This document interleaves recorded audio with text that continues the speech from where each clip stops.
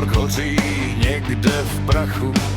12 roků, dětský hlas, osud jí vzal domov v jeden čas. Za dveřmi ticho, co bolí víc, v kapse jen smutek, už nemá nic.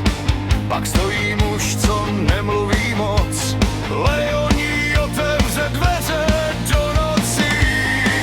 A svět je náhle příliš zlej, když dítě musí rychle dospět. Natalie Portman, tvář Matildy, má duše mezi trosky spadly. Ve filmu stála proti tmám, s bolestí v očích, ale nešla sama. Natalie Portman, první velká zář, v roli, co změnila její tvář. Matilda zůstává navždy v nás, i když ten příběh dávno odvál čas.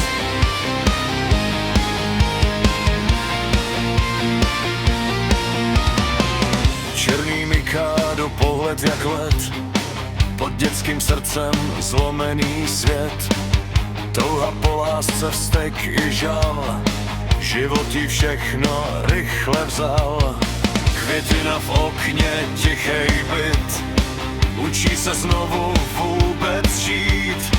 Nejen pomsta, nejen křik, Matilda chtěla obyčejnej klid. A kamera vzala jeden sen, z dívky se stal filmovej věm. Natalie Portman, tvář Matildy, má duše mezi trosky spadly. Ve filmu stála proti tmám, s bolestí v očích, ale nešla sama. Natalie Portman, první velká zář, v roli, co změnila její tvář. Matilda zůstává navždy v nás, i když ten příběh dávno odvál čas. První role, první krok, svět si řek, tuhle znát budeš rok co rok.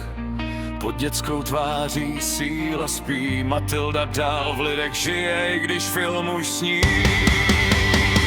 Natalie Portman, jméno splátenky,